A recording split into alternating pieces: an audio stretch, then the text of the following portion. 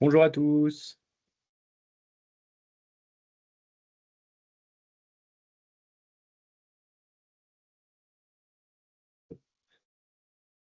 Donc, merci de nous avoir rejoints.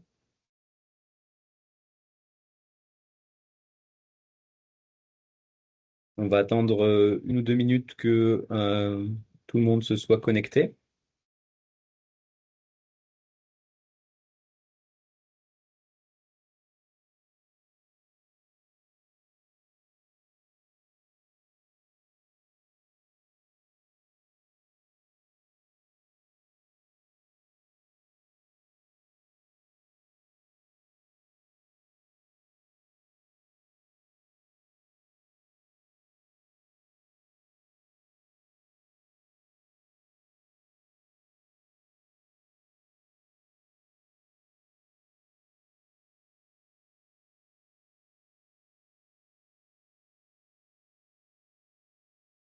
Donc, pour ceux qui arrivent au fur et à mesure, on va attendre euh, 2, 3 minutes jusqu'à ce qu'un maximum de personnes soient arrivées. Et ensuite, on va commencer la présentation. Et évidemment, les personnes qui arriveront en cours de route, elles prendront la discussion là où elles arrivent.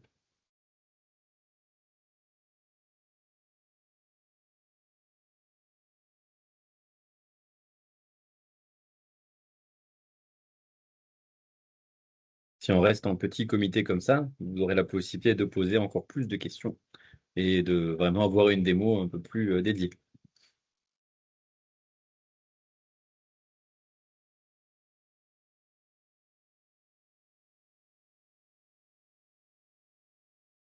On va encore attendre une petite minute et puis on va commencer.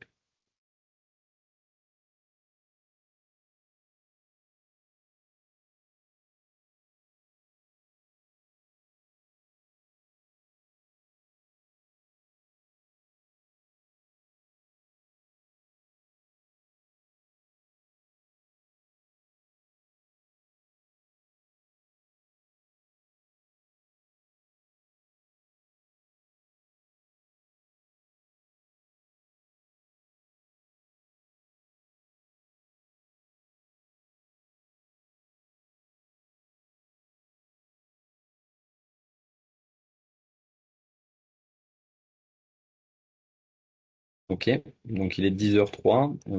Nous allons commencer la présentation. Donc, merci beaucoup de nous avoir rejoints aujourd'hui pour ce webinaire un petit peu de la dernière chance, puisque l'échéance du pilier 2 arrive assez rapidement, hein, en 4 semaines, dans 30 jours. Et donc, l'objectif aujourd'hui, c'est d'un côté, voir quelles sont les difficultés qui existent encore et qui n'ont pas forcément été levées concernant le GEAR, avec quelques rappels. Et de l'autre côté, c'est vous présenter comment, chez Algonomia, nous, on peut vous apporter une solution. Même aujourd'hui, si vous êtes en détresse sur le sujet de pilier 2, comment est-ce que nous, on peut vous aider à toujours déclarer dans les temps. Alors, comme d'habitude, une rapide présentation de ma personne et de Algonomia, la structure. Donc, je suis Walid El Jafari, le président et cofondateur d'Algonomia. Donc, j'ai une formation multidisciplinaire avec une formation initiale plutôt en mathématiques, ingénierie et un peu en économie quantitative. Et à côté de ça, j'ai fait un master de droit à SAS puis à la Sorbonne.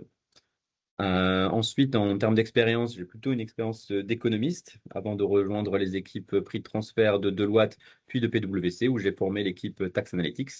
Et ensuite, en 2017, ça fait déjà pas mal de temps, on est parti avec mon équipe pour fonder Algonomia.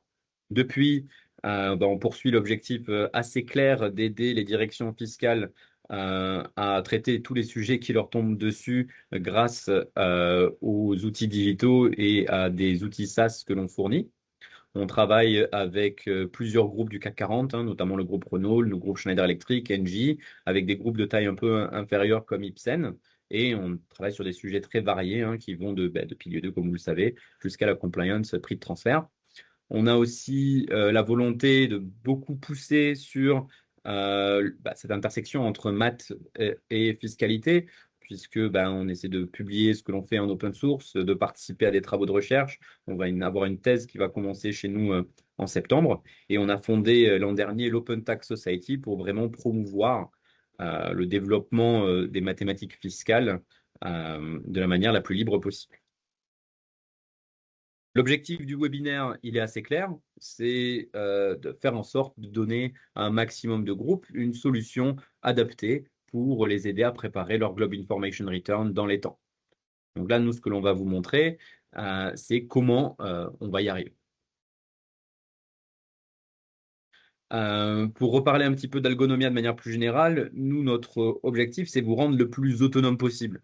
Donc, je vais parler un petit peu plus tard de services que l'on peut rendre, mais nous, ce que l'on vend avant tout, c'est un accès à un logiciel en ligne que vous êtes capable d'utiliser de manière autonome. C'est-à-dire qu'il n'y a pas de dépendance envers Algonomia. Si vous avez besoin de modifier des paramétrages, changer des droits, changer une manière de travailler, vous êtes capable de le faire de manière autonome et évidemment, les équipes d'Algonomia sont à votre disposition pour vous soutenir si besoin. Mais il n'y a pas de dépendance en dehors évidemment de l'utilisation de l'outil. De l'autre côté, pour Pilier 2 de manière spécifique, vous verrez, on a développé une petite offre de services complémentaires. Algonomia, on propose des outils de digitalisation des directions fiscales. Ça s'organise en 2 blocs. Le premier, c'est une plateforme de collecte des données, qu'elles viennent de RP, d'outils conso, qu'elles soient récupérées auprès d'utilisateurs dans des questionnaires. Ensuite, on peut organiser cette collecte dans des tâches, c'est-à-dire faire à la bonne personne la bonne chose au bon moment et être capable de suivre que tout ça se passe bien. Et ça, par exemple, on en a besoin aussi pour Pilier 2 lorsque on a pas mal de périmètres qui tombent en dehors des safe harbors. Évidemment, lorsqu'on en a plein qui tombent dans les safe harbors, cette capacité à juste récupérer des données, soit par import Excel, soit en les récupérant en outil conso, ça facilite le travail.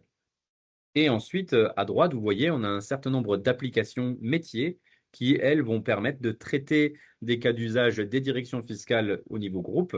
L'analyse du taux effectif avec ETRLIF, la gestion de l'impôt différé, de la compliance IAS 12, de la tax proof, la capacité à suivre l'empreinte fiscale du groupe, la gestion du pilier 2 et la préparation du Globe Information Return, la gestion des risques fiscaux et des contrôles fiscaux, la gestion et le filing du CBCR avec aujourd'hui en plus le CBCR public et évidemment des outils plutôt destinés à la gestion des prix de transfert avec un outil de calcul des ajustements et de simulation modélisation en prix de transfert et un autre outil qui permet plutôt d'automatiser la documentation prix de transfert.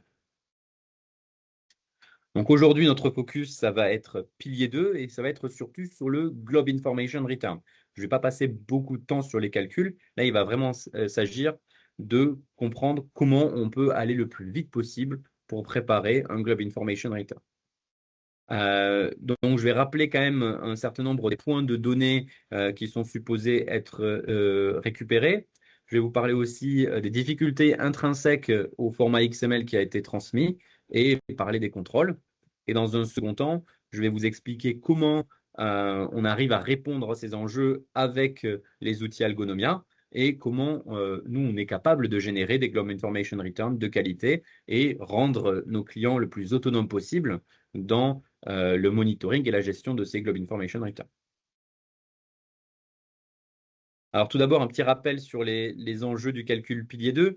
Aujourd'hui, je pense que tout le monde est très informé, ou de plus en plus informé sur le calcul pilier 2. La difficulté principale, c'est que l'on va devoir récupérer des données sur le périmètre juridique pour être capable d'analyser ce périmètre, d'identifier les JV, d'identifier les sous-groupes minoritaires, d'identifier les entités d'investissement, de découper le groupe en tous les paniers de taux dans lesquels un calcul d'imposition va être fait.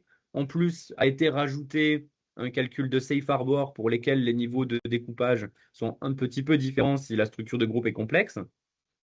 Et de l'autre, on a pas mal de données financières. Heureusement, avec les safe harbor, ça peut être un peu plus limité puisqu'on peut se contenter d'un CBCR étendu. Mais ça veut dire que lorsque l'on sort des safe harbor, et ça va arriver au fur et à mesure, évidemment, eh bien, on doit être capable de récupérer plein de données au niveau entité qu'il va falloir ensuite mobiliser dans un calcul assez complexe. Et enfin, en bout de chaîne, là où la difficulté est aussi accrue, il va falloir être capable d'identifier automatiquement quelles sont les entités parentes dans le groupe qui vont porter la charge d'impôt qui va être générée par pilier 2. Évidemment, il y aura la partie QDMTT, dans ce cas-là, ça sera dans la juridiction sous-imposée, mais ça pourrait aussi concerner des POPI ou des IPE, c'est-à-dire des entités parentes partiellement détenues ou des entités parentes intermédiaires.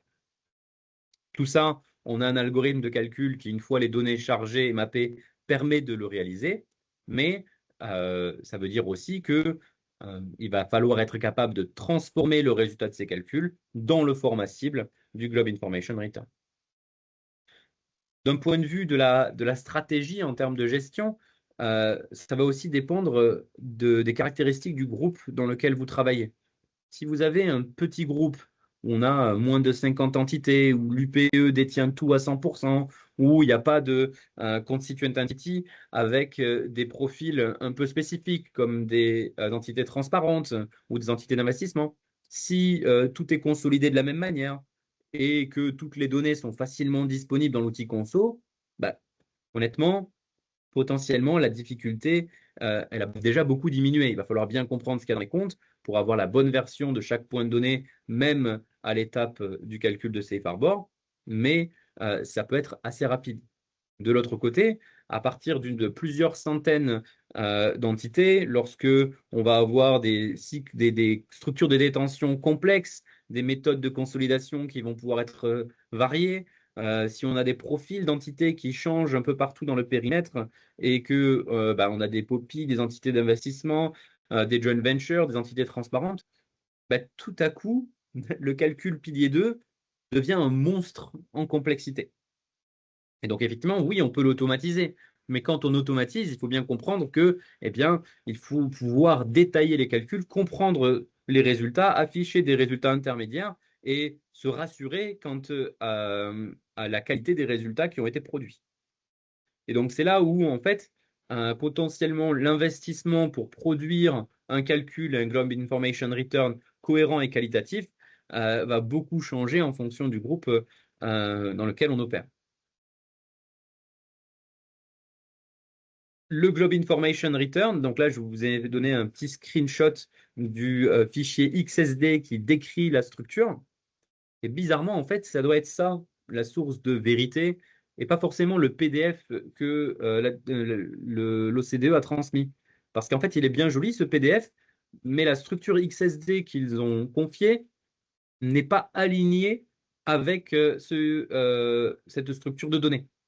Donc là, je vais essayer de vous présenter quelques cas qui rendent tout ça complexe. Donc, il va falloir m'excuser si je jargonne un peu ou si je décris des choses qui sont un peu arides. Mais c'est pour vous montrer que même en tant qu'informaticien, quand on a voulu automatiser le calcul, on part d'un PDF qui n'est pas aligné avec le modèle de données que l'on demande. Et il va falloir remplir un certain nombre d'éléments à partir des consignes assez restreintes que l'on a obtenues. Donc, pour rappel, à quoi ressemble le GIR? On va avoir la description du groupe, on va avoir la description de la structure du groupe, donc l'UPE évidemment, mais aussi la liste de toutes les entités constitutives et leur place dans la structure de détention. On va aussi avoir leur qualification au regard du calcul globe. On va ensuite avoir ce qui s'appelle le summary. Et donc, c'est la section 2 dans la partie PDF, hein, mais dans le summary, on va devoir positionner chaque panier de taux. Donc, si dans une juridiction, on a deux calculs parce qu'il y a, je sais pas, une JV et le périmètre principal, on aura deux summary pour cette juridiction. Et on va venir vraiment positionner chacun des paniers de taux pour ce qui est des safe harbor, pour ce qui est du montant de top-up tax, et ainsi de suite. Ensuite, on a ce qu'on appelle la jurisdiction section, et dans chaque jurisdiction section, on va avoir par pays un calcul par panier de taux. Et dans ce cas-là, il va falloir soit avoir des données agrégées au niveau juridiction s'il n'y a pas de top-up tax généré, et dans ce cas-là, il n'y aura pas non plus toute la partie allocation de cette top-up tax, le 4.2, soit on va avoir des données qui vont devoir aussi être reportées par entité, où on va devoir justifier les montants agrégés qui sont transmis avec le détail par entité. Donc, quelle est l'implication de ce schéma? Ben, la première remarque, c'est que ce que l'on économise grâce au Safe Harbor, ben, c'est assez réduit en fait. C'est pas, on n'est pas privé de faire toute la Globe Information Return on n'a pas juste à déclarer quelque chose qui ressemble à un CBCR. On doit vraiment produire l'ensemble du fichier XML, mais simplement, on n'aura pas besoin de rentrer la partie qui correspond au calcul de top-up tax. Et si on a en plus pas de top-up tax dans la juridiction après avoir fait ce calcul, on n'a pas non plus besoin de donner le détail par entité. Donc voilà, ça veut dire que ce système en poupée russe ne vous fait économiser en fait que la partie liée au calcul de top-up tax ou au détail par entité si vous êtes en safe harbor ou si vous n'avez pas de top-up tax à payer. Donc maintenant, on va rentrer dans des cas, c'est plutôt des cas de frustration de notre côté, hein, mais le problème, c'est que ça va poser des problèmes de qualité quant aux informations qui vont être transmises aux administrations fiscales.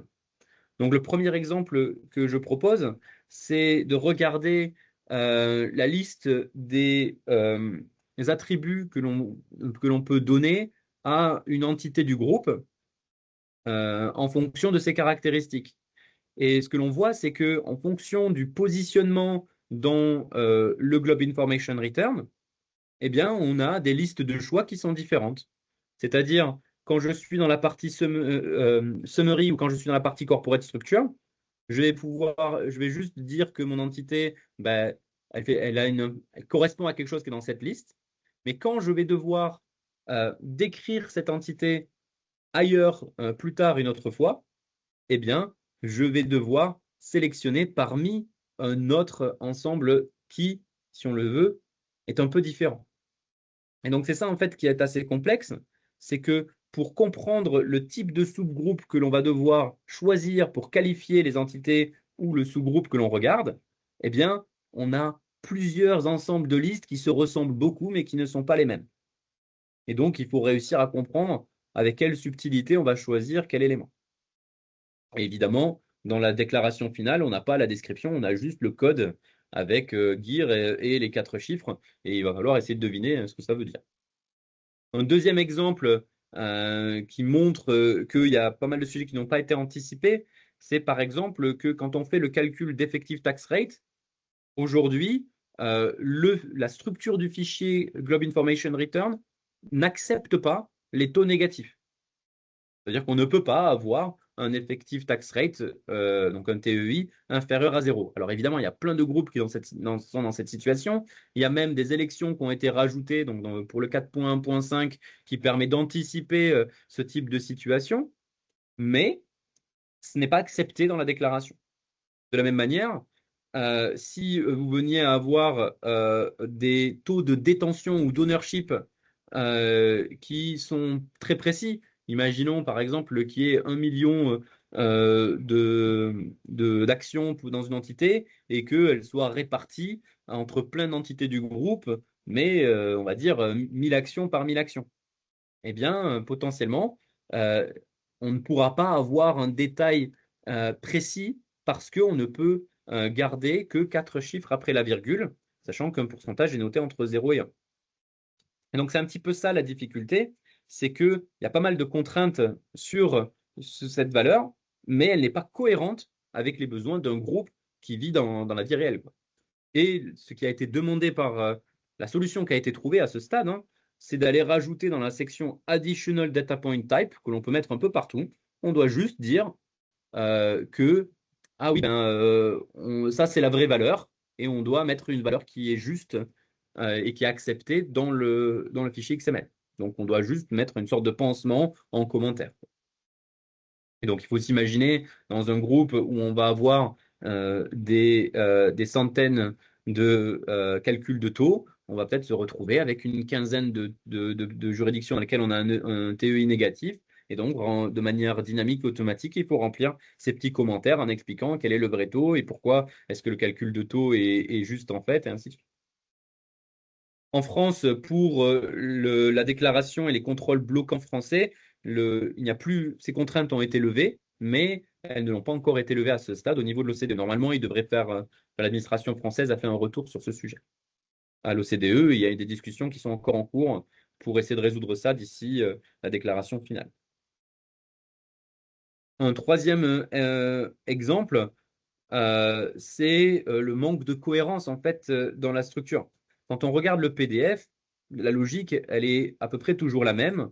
On va avoir en montant, par exemple, le FANIL, les cover tax, et on va pouvoir avoir des additions et des reductions. Mais dans la structure du XML qui a été demandé de remplir par les outils, eh bien, en fait, la manière dont on présente cette information n'est pas cohérente. C'est-à-dire que lorsqu'on est en train de, par exemple, ajuster en fonction d'ajustement de prix de transfert ou d'autres éléments, eh bien, on a un champ addition et un champ reduction, tandis que pour les ajustements au net globe income, eh bien, on doit soit mettre une valeur positive, soit mettre une valeur négative. Et donc, on n'a pas une manière structurellement cohérente de remplir le fichier. Ça se voit aussi dans la gestion des totaux, où de temps en temps, la définition du total n'est pas cohérente avec la manière dont le fichier est construit. Alors, je ne vais pas rentrer trop dans le détail là-dedans, mais ça a un impact assez fort sur la capacité de vos prestataires à comprendre ce qui est supposé être écrit dans chaque balise. Et de l'autre côté, lorsqu'il y aurait un contrôle fiscal, peut-être que le contrôleur ne serait pas en mesure d'interpréter correctement la manière dont un total a été rempli. Donc, il ne faudra pas hésiter, si vous avez des sujets là-dessus sur les XML que vous avez préparés, à nous poser des questions. Le dernier point que je trouve encore plus important, c'est que dans le fichier Globe Information Return que vous allez devoir produire, il y a des données de votre groupe, mais il y a aussi des données qui concernent les relations entre les États qui vont se partager votre Globe Information Return. Je m'explique. Une des données que l'on est supposé remplir, c'est la Receiving Jurisdiction.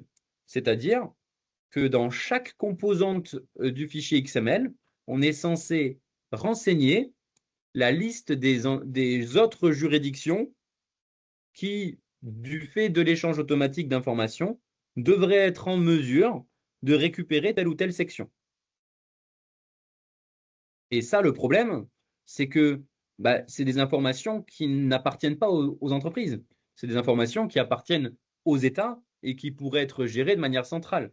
C'est-à-dire que les États pourraient déduire du groupe et des données qu'on leur transmet à qui elles doivent transmettre ces informations. Mais là, en fait, cette obligation est donnée aux entreprises. Et donc, typiquement, aujourd'hui, parmi les questions que nous, on a encore posées à l'administration fiscale, c'est de s'assurer que on remplit correctement les receiving jurisdiction, sachant que les instructions concernant comment on les remplit, là, vous voyez la note 1.1.6, elle reste assez vague. De l'autre côté, il y a aussi la notion de jurisdiction with taxing rights, qui est un petit peu liée. Mais là, l'autre difficulté, c'est que si vous veniez à avoir dans une juridiction donnée un calcul différent de celui que vous avez fait du point de vue de l'entité mère ultime, donc par exemple, vous avez la tête de groupe en France, mais le calcul que vous avez dans une de vos entités en Belgique ou dans votre périmètre en Belgique est différent, eh bien, il faudrait dans ces sections Jurisdiction with Taxing Rights expliciter les différences telles qu'elles existent dans cette autre juridiction. Et donc, si par exemple, vous avez un pays comme la France qui a décidé d'avoir des taux de SBIE, donc de Substance Carve-out, différents que les autres pays en Europe, donc 10 et 8% au lieu de 9,8 et 7,8, ça veut dire que dans chacune des juridictions, on devra renseigner la version du calcul avec des taux différents potentiellement. Et donc ça, c'est une difficulté encore plus grande pour remplir correctement les fichiers, parce que ça veut dire qu'on a plein de versions du calcul à en faire en parallèle. Ça aussi, c'est une question qui est encore en débat et pour lequel on devrait normalement obtenir une réponse avant qu'on émette les versions finales des Globe Information Return. Au-delà de toutes ces difficultés, ce qui est intéressant, c'est que ont été produits, que ce soit au niveau de l'OCDE ou au niveau des administrations locales, un certain nombre de contrôles. Ce qui est bien avec ces contrôles, c'est que de temps en temps, ça a permis de désambiguer un certain nombre de difficultés que l'on avait à interpréter les consignes de remplissage du Globe Information Return. Donc au final, ça, c'est quelque chose de très positif. De l'autre, cela a aussi mis en évidence des problèmes inverses, comme par exemple ce sujet des taux négatifs, puisqu'il y a un contrôle sur la négativité des taux. En France, par exemple, il y a des contrôles supplémentaires qui ont été rajoutés, mais ils sont surtout liés au format des sirènes en France, et c'est surtout un subset de contrôles qui a été gardé. Parmi ces contrôles, il y a des contrôles qui sont bloquants. Les contrôles bloquants, c'est par exemple des erreurs sur la structure du fichier, sur la cohérence du formatage, ou sur des points clés dans la génération du GIR. On a aussi ces deux notions qui ont été reprises par l'administration fiscale française. On a ensuite d'autres types d'erreurs, hein. Donc, c'est les erreurs bloquantes. Maintenant, on a des autres erreurs qui ont un rôle plutôt informatif, puisqu'il s'agit vraiment de warning plus que de contrôle bloquant. Ça veut dire que le fichier n'est pas refusé, mais ça va vraiment flaguer. Donc, c'est par exemple ce que je vous disais tout à l'heure, hein, des totaux qui ne sont pas construits de manière cohérente. En France, on a 76 contrôles. Ce qui est bien, c'est que si on arrive à valider tous ces contrôles, eh bien, le fichier est considéré comme valide pour toutes les autres administrations qui vont bénéficier de l'échange automatisé d'informations avec la France. Donc ça, c'est bien, ça veut dire qu'il n'y a pas besoin de passer les contrôles de ces autres juridictions. Au niveau de l'OCDE, il y a 163 contrôles. En fait, l'intersection entre ces deux ensembles est assez restreinte puisque la France a rajouté 29 contrôles, plutôt liés au sujet des sirènes, hein, comme je vous ai dit, et seulement 27 de bloquants. Ça veut dire que potentiellement, si votre GIR est validé en France, il peut quand même être flagué de plein de manières différentes par d'autres juridictions, même si il a été accepté. Et donc, nous, ce que l'on a décidé de faire chez Algonomia, c'est de quand même implémenter tous ces contrôles, parce que l'objectif, c'est que nos clients soient le plus sereins possible, hein, sur la qualité des Globe Information Return qu'ils ont formulés, et que s'il y a des questions qui interviennent, ce soit des questions sur le fond et pas des flags qui étaient levés simplement parce que le format du GIR n'était pas correct ou qu'il y avait des incohérences. Cependant, que ce soit pour les contrôles français ou les contrôles OCDE, il est toujours possible de mettre n'importe quoi dans les Global Information Return et de faire un fichier incohérent et de quand même passer ces contrôles. Et donc ça, c'est assez embêtant parce que ça veut dire que le fait que votre fichier est accepté par la France ou même qu'il passe tous les contrôles OCDE ne vous assure pas que vous ne soyez pas en tort en termes de qualité des données qui sont transmises. La position de la DGFiP lors de la réunion à laquelle on avait assisté à Bercy a été de dire que ces incohérences seraient explorées dans le cadre d'éventuels contrôles fiscaux. Donc, de notre point de vue, c'est important d'aller plus loin que ces simples contrôles superficiels. Et donc, je vais vous montrer, nous, quelques contrôles encore supplémentaires que l'on a rajoutés. Donc maintenant, on va parler un petit peu de l'offre d'Algonomia, hein, pour voir comment nous, on peut vous aider et comment on travaille aujourd'hui avec nos clients. Alors, j'ai essayé de faire une petite synthèse de tout ce que l'on est capable de faire pour les différents groupes avec lesquels on travaille. Et donc, j'organise ça selon deux dimensions.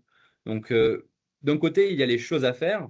La première chose, c'est collecter les informations sur le groupe et ses entités, participer à la qualification et au calcul pilier 2, encoder les données pour le XML en respectant les contrôles, produire un GIR XML conforme et zippé prêt au chargement sur info.gouv, et ensuite, potentiellement, ce que l'on peut faire avec certains clients, c'est vous nous transmettez une délégation sur votre espace info.gouv et nous, on peut se charger de loader le fichier GIR et s'il y a d'éventuels retours de l'administration fiscale d'un point de vue du formatage ou de la cohérence du fichier et des contrôles, eh bien, faire en sorte qu'à la fin, on ait un fichier qui soit fonctionnel et bien déclaré. Évidemment, on ne va pas vérifier que les données sont justes à l'intérieur, puisque ça, ce sont vos données, mais d'un point de vue de la cohérence interne du fichier, eh bien, on peut prendre en charge ce process si vous le souhaitez. Maintenant, d'un point de vue de l'esprit en termes de méthodologie, on a certains clients pour lesquels on a une intégration complète, c'est-à-dire que on a intégré le processus CBCR avec le processus pilier 2, c'est-à-dire que c'est les mêmes sources de données. Pour certains, on est même allé jusqu'à intégrer la collecte avec le tax pack. Alors évidemment, hein, ça représente un enjeu spécifique puisqu'il faut adapter le tax pack et que les méthodologies pilier 2, elles sont nouvelles. Donc potentiellement, d'un point de vue interprétatif, il y a des efforts à faire, mais ça permet aussi d'avoir un groupe qui est prêt à aller plus loin et qui a les données disponibles lorsque des périmètres sortent des safe harbors ou lorsque les safe harbors disparaîtront ou changeront de forme dans 3 ans. Ensuite, on est capable de faire la récupération automatique des données depuis l'outil Conso et depuis d'autres ERP. On peut aussi faire des imports d'Excel centralisés lorsque besoin. Le besoin s'en fait sentir. Et si par exemple, il y a des données qui manquent, il est possible d'envoyer des questionnaires détaillés par entité ou par juridiction et d'aller récupérer cette information auprès des utilisateurs concernés. Et donc, en fait, ça vous permet d'avoir un niveau de centralisation du process assez flexible. Et donc, nous, ça va de une intégration complète avec des questionnaires distribués par entité où des utilisateurs répondent, on collecte l'information. On a aussi des collectes partielles pour des entités non consolidées versus des entités consolidées et ainsi de suite. On peut vraiment avoir pas mal de souplesse sur la méthodologie. On peut aussi avoir une collecte très ciblée où on va chercher juste des informations complémentaires sur certaines entités. Ou alors, et c'est ce qu'on fait avec certains de nos clients, hein, on a juste des données que l'on veut importer, on met en place un certain nombre d'imports centraux de templates, on charge les données, on réalise le calcul et on est capable de prendre en charge le reste du process.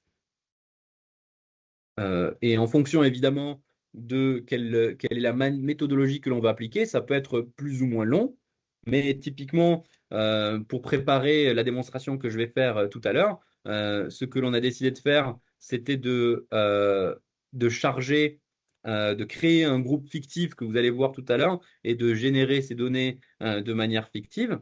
On a créé un groupe avec 100 entités, avec pas mal d'ajustements. Il y a 3 juridictions qui sortent des safe harbors. On a plusieurs profils d'entités, ainsi de suite. On a chargé toutes ces données et ça nous a pris pour les générer, les charger et tout configurer moins d'une demi-journée. Alors évidemment, nous, on est experts sur notre propre outil, mais ça veut dire que si vous êtes encore à cette étape-là et que vous avez besoin d'avancer rapidement, on est là pour vous. Une fois que l'on a fait ça, il y a potentiellement des groupes qui n'ont pas besoin de faire toute cette gestion du calcul, mais qui veulent simplement générer un XML.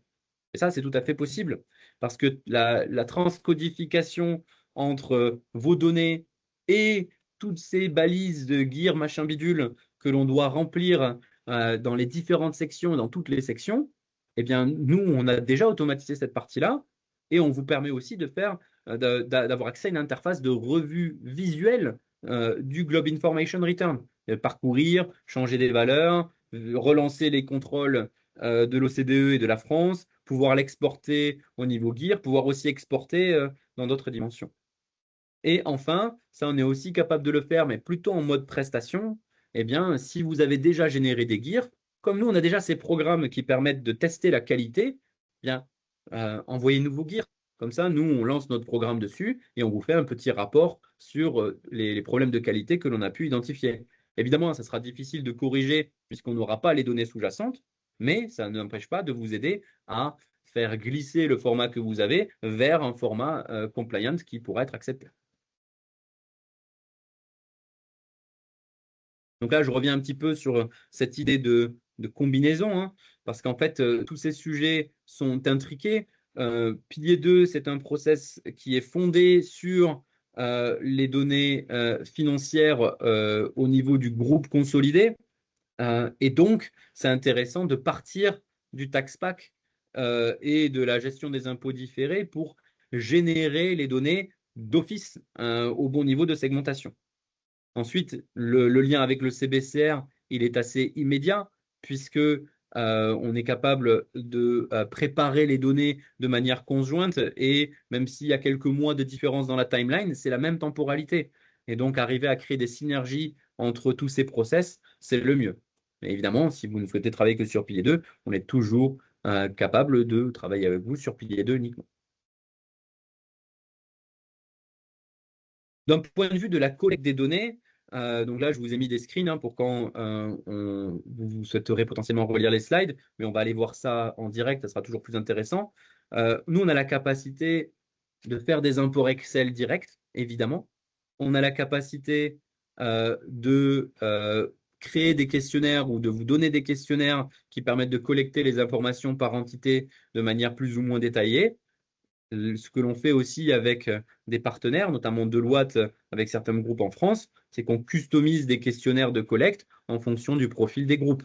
Donc, si vous êtes en train de réfléchir à la mise en place du processus de long terme que vous auriez sur Pilier 2, nous, on est en mesure de vous accompagner à travers la mise en place de collecte, à la fois des imports Excel sur certaines composantes et sur d'autres parties, créer des questionnaires un peu plus dynamiques. Et si vous êtes capable de récupérer si vous avez la possibilité d'aller sourcer ces informations dans l'outil Conso, normalement, ça devrait pouvoir être le cas. Nous, on a un certain nombre de connecteurs que l'on peut utiliser soit pour récupérer et traiter des fichiers plats, soit pour aller chercher des données dans les systèmes avec ce que l'on appelle des API. On a vraiment plein de manières différentes de récupérer la donnée, mais si là, aujourd'hui, vous avez juste besoin faire des imports Excel, encore une fois, nous, on a paramétré un exemple en une demi-journée, vous allez le voir tout à l'heure, on a juste fait des imports Excel, hein, on n'a pas fait autre chose. Je vais revenir sur les niveaux de collecte en fonction des profils de groupe. Là, aujourd'hui, ce qu'on a pu voir, c'est que les groupes, ils se répartissaient souvent entre une collecte minimale et une collecte détaillée. Et dans la collecte minimale, on a les groupes qui ont la chance d'avoir tout leur périmètre couvert par les safe harbors. Et dans ce cas-là, il y a juste à collecter les informations sur les entités, les liens de détention et de préparer le CBCR étendu. Et en fait, en 3 tables de collecte, on a déjà toutes les données nécessaires à faire le Globe Information Return. La version un petit peu complexifiée de cette collecte minimale, eh bien, c'est lorsque on a quelques périmètres, par exemple une ou deux juridictions avec quelques entités à l'intérieur, qui sortent des mesures de sauvegarde. Et dans ce cas-là, il va falloir récupérer des informations supplémentaires. Et soit on est capable de le faire avec un import, dans ce cas-là, on fera un import dédié à ces entités-là, soit on peut aussi leur distribuer un questionnaire pour aller les collecter directement auprès des entités concernées si besoin. Et ça permet en fait de rester dans ce mode de collecte minimale en adjoignant seulement les informations nécessaires pour compléter le calcul. Et enfin, la collecte détaillée, c'est plutôt penser de manière inversée, c'est se dire que l'on va essayer d'abord de tout collecter et ensuite de compléter avec les informations qui n'auraient pas été disponibles dans le tax pack ou dans les outils système. Et on a 3 groupes avec lesquels on travaille qui ont préféré mettre en œuvre cette méthodologie. Ce qui est intéressant, c'est qu'elle est un petit peu plus future-proof, mais elle prend plus de temps à mettre en œuvre, hein. Pour vous faire un petit exemple de cette méthodologie un petit peu plus poussée, ce que l'on a réussi à faire avec certains de nos clients, c'est vraiment de permettre, donc là vous voyez dans le screen, d'avoir un drill down pour chaque élément vers les comptes depuis lesquels ont été sourcées les informations, avec la possibilité vraiment de descendre et de revoir quel compte a alimenté quelles données. Alors ça implique que l'on ait eu accès au plan de compte avec les données par entité et que l'on ait fait ensemble un mapping qui permette de pointer le rôle de chaque compte dans l'alimentation du calcul pilier 2. Mais c'est déjà possible et on le fait déjà en production avec un certain nombre de nos clients. L'étape suivante, lorsqu'on a lancé le calcul, c'est de faire une analyse des résultats de ces calculs. Alors, souvent, l'enjeu principal, c'est quels sont les périmètres hors Safe Harbor et quel est le montant de top-up tax pour ceux qui sont en dehors des Safe Harbor. Eh bien, nous, on a prévu un certain nombre d'états de restitution et de tables d'analyse qui vous permettent d'essayer de décortiquer le calcul de manière graphique. Évidemment, ce n'est pas une partie qui est obligatoire dans le sens où si vous préférez travailler dans des tables, nous on a des tableaux qui sont parfaitement configurables, mais c'est toujours intéressant de pouvoir faire des analyses et des restitutions plus graphiques des calculs. Maintenant, parlons un petit peu plus du Globe Information Return en tant que tel et plus du calcul. Une fois qu'on a collecté les données, eh bien, on est capable de générer le Globe Information Return à partir de la version qui vous a convaincu du calcul. Donc là, on va aller voir aussi directement dans l'interface, mais l'idée, c'est qu'on va prendre les données, générer le XML et retranscrire ce XML dans une interface qui est plus alignée avec le fichier PDF qui a été transmis par l'OCDE. Donc vous allez voir, il y a quand même un petit gap entre les deux, mais ça vous permet à vous de travailler dans une interface qui vous est plus familière, tout en ayant la capacité de voir les erreurs, d'identifier les problèmes et de pouvoir faire des modifications en temps réel pour pouvoir ensuite relancer les contrôles. Donc vous avez une vraie interface d'édition du Globe Information Return à votre disposition. L'autre point que vous pouvez voir, c'est qu'il y a plusieurs onglets dans lesquels vous allez avoir la liste des erreurs qui ont été identifiées. Donc, vous avez les erreurs qui sont purement liées à ce qu'on appelle le XSD, c'est-à-dire la structure du fichier. Vous avez les erreurs qui sont liées cette fois au respect des règles OCDE seulement. Ensuite, il y a le respect des règles françaises. Donc là, dans l'onglet National, il n'y a que la France qui a été choisie. Et ensuite, il y a des tests de cohérence que nous, chez Algonomia, on a rajouté. Vous pouvez faire votre déclaration sans y faire attention, mais ça reste important que nous, on ait rajouté ces tests-là qui vous permettent de poser des questions un petit peu indiscrètes aux résultats de vos calculs. Comment ça fonctionne? Eh bien, vous avez la capacité à parcourir le fichier dans son intégralité, à revoir. On a même rajouté le libellé à côté des codes, hein, parce que ça reste important. Mais surtout, vous avez la référence de l'erreur par point pour que vous puissiez la corriger si besoin. Donc, effectivement, nous, on a encore un petit chantier à faire pour rendre ça beaucoup plus lisible. Mais évidemment, tout ça, ça évolue assez rapidement. Mais vous avez l'information très précise de quelle erreur a été soulevée et quel est son code au niveau de l'OCDE, quel est son code au niveau de la France pour pouvoir identifier exactement. Et ensuite, bah voilà, c'est tous les différents onglets que l'on construit avec les différents formats. Un autre effort que l'on a fait dans notre outil, c'est que vous avez la possibilité d'exporter vous-même les rapports d'erreur tels que l'administration fiscale peut les exporter elle-même. Et donc, si vous voyez ce bouton Download XSD Schematron Report, ça vous permet d'exporter la liste des erreurs par source d'erreur dans un format similaire à ce que l'administration fiscale génère et envoie sur le site impôt.gouv. L'objectif étant bien sûr qu'à la fin, lorsque vous enverrez votre GIR à l'administration fiscale, il n'y ait aucune erreur restante parce que bah, vous aurez eu la possibilité de les regarder, de les identifier. Donc voilà, la tête de ce fichier, bah, évidemment, il n'est pas forcément ultra agréable à regarder. Donc voilà pour la présentation un petit peu du GIR. Je vais vous rappeler un petit peu ce que nous on est capable de faire d'un point de vue de la déclaration finale. Évidemment, il est possible pour n'importe quel groupe de faire le dépôt soi-même, c'est-à-dire de se connecter sur impôt.gouv, après s'être inscrit sur la partie déclaration pilier 2, charger son fichier et attendre que les tests soient réalisés. Normalement, ils nous ont expliqué que c'était 72 heures ou moins, et ensuite obtenir un rapport qui vient confirmer ou non que le Globe Information Return a été accepté. Donc là, la difficulté, c'est que si vous veniez à avoir un rejet ou s'il devait y avoir des changements partiels à faire, eh bien, c'est un petit peu plus compliqué à gérer parce que les déclarations, elles sont une complexité inhérente et la manière dont on produit les gears fait que si on vient à devoir mettre en œuvre des corrections ou des corrections partielles, ça génère tout de suite plus de complexité dans la gestion de la déclaration. Vous avez aussi la possibilité de déléguer ce travail à un cabinet de conseil. Il y a pas mal de groupes qui ont décidé de faire ça. Là, ce qui est bien, c'est que il y a une analyse sur le fond qui pourrait être menée par ces avocats en fonction du mandat que vous leur donnez. Après, potentiellement, la capacité à interpréter les difficultés techniques liées au XML est un peu pénalisante.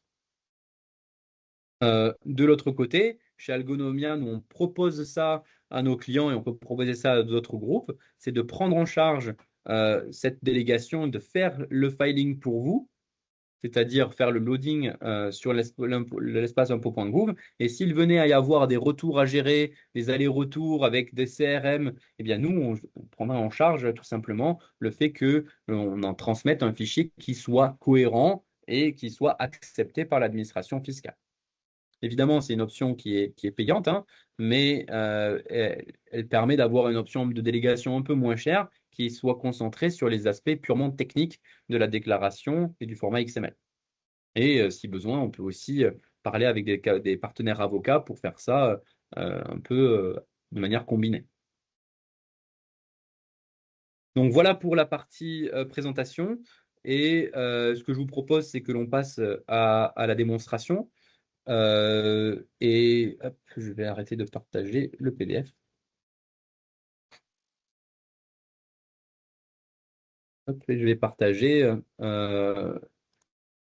l'écran de mon navigateur. Donc voilà, on a utilisé une IA pour générer toutes les données sous-jacentes, évidemment, parce que c'était un petit peu compliqué de faire des données fictives. Ça n'a pas trop mal marché. Et donc, ça nous a donné un petit groupe qui s'appelle le Nautilus. Et donc, ce groupe Nautilus, il est présent dans 25 juridictions avec une centaine d'entités. Et il fait partie de ces groupes où on a fait une approche assez simplifiée. Et donc, comment on a procédé pour collecter les données? Eh bien, on a distribué un petit process de collecte des données où on va devoir récupérer un certain nombre d'informations. Les premières informations, ce sont évidemment les données légales et les données financières, mais ce sont les données financières qui sont aussi utilisées pour le CBCR. C'est-à-dire que lorsque je vais cliquer hop, sur l'application ici, elles vont alimenter à la fois le CBCR et à la fois le calcul pilier 2, puisqu'il s'agit du CBCR étendu. Donc là, j'ai chargé ce fichier au niveau groupe, parce qu'on peut partir du principe que c'est ce qui correspond à un export de l'outil conso avec potentiellement quelques petites modifications. Et donc là, si on a besoin d'intervenir pour faire un import, c'est assez simple. On a une table de données avec la liste des entités du groupe, donc des entités fictives avec des données fictives ici. Et donc on peut exporter le template sous format Excel et le réimporter complété. Et ça va venir peupler la table que l'on voit là. À ce stade, rien de foncièrement complexe. Simplement, il va falloir être capable de bien identifier les points de données qui doivent être mobilisés dans le cadre de la génération des Simplified Cover Tax, parce que il faut mettre les bonnes informations au bon endroit. On a aussi les données légales, c'est-à-dire récupérer toutes les informations. Donc, on a appelé cette page CBCB, puisque c'est vraiment les informations avec la forme juridique, avec les TIN. On a rajouté ici la collecte du type de TIN, puisque c'est une information qui est en plus dans la partie pilier 2. Donc, on a complété pour que la collecte soit commune entre les deux process. Et on va retrouver aussi la partie euh, activité et la partie information liée au deuxième tableau de pilier 2. Et ensuite, il va y avoir aussi une nécessité de collecter les données financières de pilier 2, mais cette fois les données détaillées. Et là, on a la possibilité de collecter de la même manière que l'on a fait les données qui sont liées à tous les ajustements. Donc là, évidemment, c'est un tableau qui est un peu plus grand puisqu'on va avoir vraiment la liste de tous les ajustements avec, avec vraiment toutes les tables et tous les ajustements. Donc ici, c'est ce que l'on peut considérer une version un peu minimale de la collecte, parce qu'on a fait cette collecte que sur les entités qui sortaient des safe harbors. C'est-à-dire qu'on n'a pas pris le temps d'aller chercher les informations sur d'autres juridictions. Et c'est ça qui est intéressant, c'est qu'on peut vraiment cadenasser le processus de collecte aux entités concernées. Et de la même manière, on a la possibilité de distribuer des questionnaires qui vont permettre de poser aux utilisateurs locaux. Donc là, pareil, hein, sur toujours le même périmètre. Donc là, par exemple, mon entité IE01, ben, je lui ai envoyé un questionnaire où ben, je vais pouvoir essayer d'étudier ajustement par ajustement, est-ce que cette entité est ou non concernée. Et donc, si oui, ben, je dois aller remplir la liste des informations nécessaires pour pouvoir faire le calcul pilier 2 de manière plus précise. Donc ça, c'est vraiment quand on veut avoir un petit peu plus de détails. On a encore parmi nos clients un mix qui existe, hein. On a des clients qui veulent juste remplir le tableau avec la liste des ajustements et ne pas trop se poser de questions et récupérer les valeurs directement. Et on en a d'autres qui préfèrent aller dans ce niveau de détail à récupérer toutes les données complémentaires nécessaires aux ajustements qui les concernent. Donc, je récapitule un petit peu dans cette partie collecte de données. On peut la structurer de manière très libre. On va pouvoir importer une grande partie des données avec des imports Excel très simples. Et si besoin, on va pouvoir faire des collectes complémentaires. Donc voilà pour la partie collecte de données. Il ne faut pas hésiter à poser des questions si vous en avez. Ensuite, l'étape suivante, bah, c'est d'aller justement dans la partie calcul et mobilisation des données, puisque le calcul pilier 2, il se repose sur toutes ces données que l'on a collectées, et on va pouvoir cette fois avoir non pas sous le format du GIR directement, mais plutôt sous la forme d'une succession de tables, on va pouvoir présenter le résultat du calcul. Donc là, j'appuie sur le bouton lancer l'algo. Qu'est-ce qui se passe? On va vraiment lancer le calcul de top-up tax et on va venir résoudre en fait le périmètre et ainsi de suite. Donc là, qu'est-ce qui s'est passé? Eh bien, j'ai identifié tous les sous-périmètres qui existent. Je vais aussi avoir identifié les mesures de sauvegarde qui peuvent exister. Donc là, on voit par exemple que j'ai au Luxembourg aucune mesure de sauvegarde qui a été identifiée, hein. Et je remarque aussi que j'ai pas seulement le groupe principal, j'ai aussi un sous-groupe minoritaire qui a été détecté. On a aussi la capacité à recalculer les taux de détention indirects par l'UPE. Et ça, c'est important pour pouvoir justement identifier tout ce qui va être POPI, tout ce qui va être IPE, tout ce qui va être sous-groupe minoritaire, et exclure un certain nombre de joint ventures, par exemple aussi. On va déterminer tous les qualificatifs hein, et les caractéristiques qui sont liées au Globe Information Return de manière automatique sans qu'il y ait besoin de le remplir manuellement. Et ça va vous permettre en fait de faire une relecture à plat de toutes les informations qui seront ensuite insérées dans le Globe Information Return. Donc là, j'ai repris la structure de détention, mais bon, évidemment, ici, elle n'est pas forcément très importante puisque c'est assez fictif, mais je vais pouvoir vraiment relire ma structure de détention de manière assez simplifiée. Et je vais pouvoir aussi relire mon calcul de Safe Harbor pour pouvoir comprendre comment j'en suis arrivé à tel ou tel résultat. Et donc, par exemple, là, je vois dans quelle juridiction je ne passe pas les Safe Harbor et je vais pouvoir constater que tout simplement, le Safe Harbor n'est pas passé et pouvoir regarder pourquoi le Safe Harbor ne passe pas. Je vois que le Simplified Effective Tax Rate ne pourra pas convenir et ainsi de suite. C'est-à-dire que j'ai vraiment la capacité de configurer ma relecture. Une fois que ça c'est fait, si j'ai des périmètres comme les Émirats Arabes Unis où je ne passe pas les Safe Harbor, je peux aller étudier mon calcul détaillé pour chacun de ces périmètres. Et donc là, par exemple, j'ai les Émirats, l'Irlande, le Luxembourg, où cette fois, je vais pouvoir relire en les mettant vis-à-vis, et en pouvant faire un drill down si j'ai besoin par entité. Si j'avais eu aussi le détail sur comment le net tax expense est construit, j'aurais pu faire un drill down ici aussi, ce que je vous ai montré tout à l'heure. Et donc là, je vais pouvoir regarder la manière dont je passe du FANIL, donc avec l'adjusted FANIL ici, au Globe Income avec la liste des ajustements qui sont mobilisés. C'est pareil pour les adjusted cover tax, où je vais pouvoir voir comment je passe des current tax expense à mon montant d'adjusted cover tax final. On prend aussi en charge la partie recast que vous voyez là. Bon, après, comme j'ai mis des taux qui sont inférieurs à 15% dans ces juridictions-là, évidemment, le recast, il recaste pas forcément puisque je suis déjà à un taux inférieur. Donc voilà pour le fonctionnement de la collecte des ajustements. Et une fois que ça c'est fait, on va pouvoir voir le calcul de top-up tax détaillé. Et donc là, sur tous les périmètres, donc là c'est des périmètres de base, constituent entities, et j'ai aussi mon périmètre ici, minority owned subgroup, et je vais pouvoir voir comment je passe du net globe income, je récupère mon SBIE, donc là j'ai pas dû charger de données sur la partie SBIE. Ensuite, ça me permet d'obtenir, après avoir récupéré les adjusted cover tax, le détail du calcul. Et le détail du calcul, je calcule mon excess profit, je calcule mon effective tax rate et j'en déduis le top-up tax rate qui est le delta à 15%, ce qui va me donner mon montant de top-up tax qui va devoir être réglé. Donc c'est celui-là, le final, qui va être réglé à la fin. Ces données-là, c'est des données que l'on peut revoir, que l'on peut modifier et que l'on peut lancer ce calcul autant de fois qu'on le souhaite.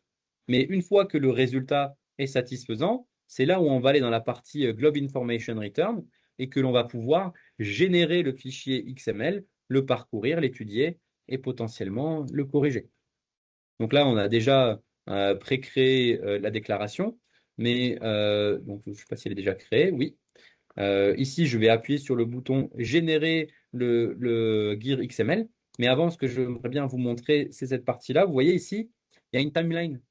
Pourquoi est-ce qu'il y a une timeline? C'est parce qu'en fait, le calcul pilier 2, même si on ne l'a pas beaucoup évoqué aujourd'hui, c'est un calcul qui s'insère dans le temps. Il y a potentiellement des carry forward qui vont exister dans certaines juridictions. Et donc, avoir le lien vers le fichier précédent, c'est important pour savoir si j'ai du carry forward à mobiliser sur l'exercice ou si j'en ai généré cette année. Donc, en fait, on est obligé d'inscrire la gestion de ce calcul pilier 2 dans une timeline parce que, en fait, à chaque étape et à chaque année, on doit savoir ce qui a été rempli les années précédentes. On a aussi, par exemple, la gestion de l'article 4.5 avec la Globe Loss Election. Si vous utilisez cette élection, on a aussi besoin de gérer ces éléments-là. Il y a pas mal d'élections qui sont pluriannuelles.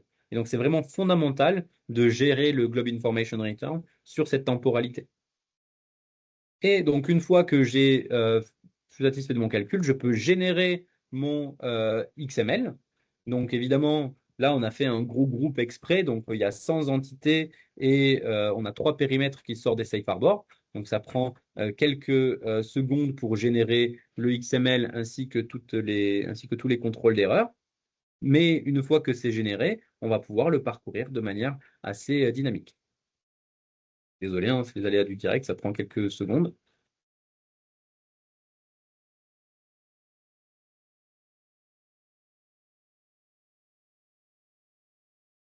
Voilà. Et donc là, qu'est-ce que l'on voit? On voit le Globe Information Return dans le premier onglet et on voit les différents endroits où on a des erreurs qui ont été spotées. Donc, évidemment, la majorité des erreurs, ça va être des tests de cohérence, puisque quand on génère un schéma XSD, c'est assez rare qu'on crée des erreurs par nous-mêmes, mais ça vous permet aussi d'identifier un certain nombre de problèmes et de difficultés. Par exemple, là, on a un certain nombre de problèmes dans la corporate structure. Et donc, je vais pouvoir voir que dans Havelar Holding, qu'est-ce qui se passe? Eh bien, j'ai un test de cohérence qui n'est pas passé. Donc, ça, ce n'est pas quelque chose de bloquant. Par contre, hop, ici, dans cette entité-là, je vois qu'il manque une information. Donc, là, par exemple, je peux compléter l'information qui manque pour être sûr de remplir correctement mon GIR et avoir en fait des informations cohérentes dans leur ensemble. Et ce qui est intéressant après, c'est que on va relancer tous les tests liés à la structure Et ce qui est bien, c'est que là, vous voyez, le code que j'ai inscrit, il a été reconnu automatiquement pour bien identifier que c'était une entité constituante. Et j'ai mon schéma XML qui a bien marqué qu'il n'y avait plus d'erreur. Ça, cet onglet-là, il est obligatoire. Ça veut dire qu'il n'y aura pas de fichier accepté par l'administration fiscale française sans que ce fichier cet onglet soit à minima correct. On voit aussi qu'on a 4 erreurs de l'OCDE. Et donc, ces erreurs liées à l'OCDE, on voit qu'elles sont liées à des difficultés un petit peu transverses. Par exemple, là, j'ai une entité qui a été indiquée comme étant la tête d'un sous-groupe minoritaire, mais il n'y a pas d'entité fille dans ce sous-groupe. Bah, ça, c'est un des contrôles Other Record Errors non bloquants. Et donc là, ça veut dire qu'il faut qu'on aille bien comprendre dans le calcul initial qu'est-ce qui a pu poser ce problème, ou alors on peut juste le corriger dans le Globe Information directement. Et donc là, alors là, par contre, ce contrôle, il est un petit peu plus complexe puisque c'est normal qu'il soit KO parce qu'il y a une incohérence dans la structure du fichier qui est demandé par l'OCDE. Donc, c'est un contrôle non bloquant, mais à ce stade, nous, on attend encore d'avoir un retour pour comprendre pourquoi il y a une inversion de signe entre le calcul par entité et le calcul au niveau de juridiction dans le calcul des impôts différés. Mais ça, normalement, on devrait avoir la réponse incessamment sous peu. Et enfin, comme on vous l'a dit, il y a un certain nombre de tests de cohérence que nous, on a rajoutés pour essayer de maximiser en fait la qualité des informations qui sont produites. Donc ça, si vous êtes intéressé pour aller revoir avec nous, eh bien, on n'a pas de souci à les revoir. Il s'agit vraiment de vérifier que la balise QIR est bien affectée, de vérifier que les calculs de top-up tax sont cohérents avec la partie charging provisions. Donc tout ça, on peut le revoir avec vous si ça vous intéresse plus en détail. Vous avez la possibilité d'exporter le XSD en format test directement dans l'interface ou d'exporter ici le rapport d'erreur. L'autre point qui est assez intéressant, c'est qu'il y a d'autres juridictions qui vous demandent de prendre ce Globe Information Return et de leur envoyer directement la version qui les concerne. Nous, on est capable de générer ça directement. Par exemple, imaginons que vous souhaitiez faire une déclaration en Grande-Bretagne. Eh bien, je choisis le Globe Information Return pour lequel ma filing CE est en France, mais du point de vue de ce qui devrait être déclaré en Grande-Bretagne. Et dans ce cas-là, eh bien, j'ai la corporate structure qui reste en entier, mais par contre, j'ai beaucoup moins de jurisdiction section et j'ai beaucoup moins de globe computation. Pourquoi? Parce qu'on ne va plus présenter à l'administration de Grande-Bretagne que les périmètres pour lesquels elle a potentiellement un intérêt à taxer qui existe. La Grande-Bretagne est sous Safe Harbor, hein, c'est pour ça qu'elle n'est pas reproduite juste en dessous. Donc voilà pour la démonstration de notre outil.